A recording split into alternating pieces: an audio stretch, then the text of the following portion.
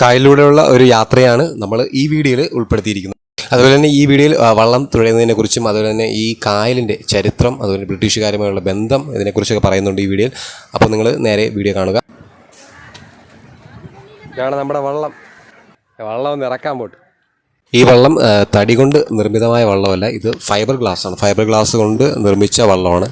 കായംകുളത്ത് നിന്നാണ് ഈ വള്ളം കൊണ്ടുപോകുന്നത്. ഏകദേശം 30,000 രൂപയായി. അപ്പോൾ നമുക്ക് യാത്ര തിരിക്കാം. ഇപ്പോൾ തുഴയാൻ പോണ ഞാനല്ല, റിയാണ്, കസിനാണ്. അവളാണ് വള്ളം തുഴയാൻ പോണത്. അപ്പോൾ നമുക്ക് വീഡിയോ കാണാം. കായലിലൂടെ ഒരു യാത്രയാണ്. അപ്പോൾ വീഡിയോ കാണാം. നമ്മുടെ ഡെസ്റ്റിനേഷൻ എന്താണ്ട് അതാണ് നമ്മുടെ ഡെസ്റ്റിനേഷൻ. നമ്മൾ എത്താനുള്ള സ്ഥലം ഒരു വള്ളം സഖാവെന്നാണ് വള്ളം കിടക്കുന്നത്. അതിൻ്റെ റൈറ്റ് സൈഡ് അവിടെയാണ് നമ്മുടെ ഡെസ്റ്റിനേഷൻ. നമ്മൾ വയ്ക്കൊണ്ടിരിക്കുകയാണ്.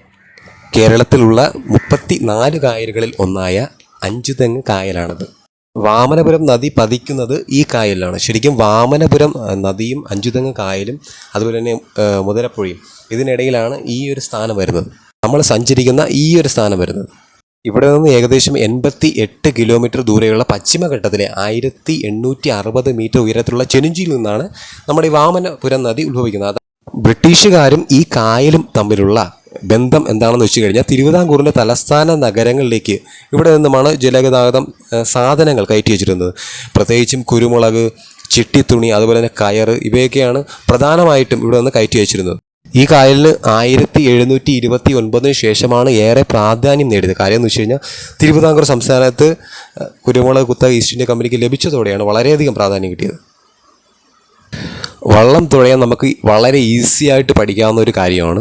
വള്ളം തുഴയുന്നതിന് ഒരു മെത്തേഡുണ്ട്. ആ ഒരു മെത്തേഡ് ഫോളോ ചെയ്ത് കഴിഞ്ഞാൽ ആർക്കും ഈസി ആയിട്ട് പഠിക്കാവുന്നതാണ്. നമ്മൾ ഡീറ്റെയിൽ ആയിട്ട് ഒരു വീഡിയോ ചെയ്യുന്നതായിരിക്കും. റിയ വള്ളം തുഴയുന്ന കണ്ടില്ലേ? കണക്ക് ആർക്കും വള്ളം തുഴയാൻ പഠിക്കാവുന്നേ ഉള്ളൂ, ഈസി ആയിട്ട് പഠിക്കാവുന്നേ ഉള്ളൂ. റിയെ ഞാനാണ് ഇവിടെ വള്ളം തുഴയാൻ പഠിപ്പിച്ചത്.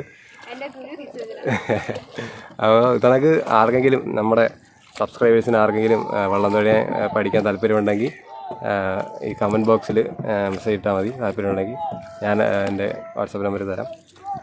താല്പര്യമുള്ള വരുന്ന ഇവിടെ വന്നാൽ വള്ളം തുഴയാൻ പഠിക്കാം. പിന്നെ നീന്താൻ അറിഞ്ഞിടാത്തവർക്ക് ലൈഫ് ജാക്കറ്റ് യൂസ് ചെയ്യാൻ, ലൈഫ് ജാക്കറ്റ് ഉണ്ട് കയ്യിൽ, യൂസ് ചെയ്തുകൊണ്ട് പഠിക്കാവുന്നതാണ്. നമ്മളെ ഡെസ്റ്റിനേഷൻ നമ്മൾ എത്താറായി. നമ്മുടെ കര എത്താറായി.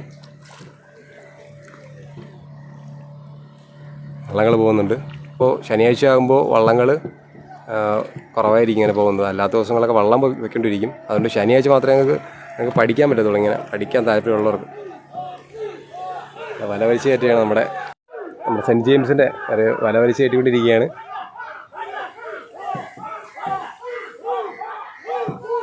നമ്മളെ ഡെസ്റ്റിനേഷനിൽ ഇതാ എത്തിയിരിക്കുന്നു. നമ്മൾ കര എത്തിയിട്ടുണ്ട്. നമ്മൾ കര എത്തിയിരിക്കുകയാണ്. ഇതാ കര എത്തിയിരിക്കുന്നു.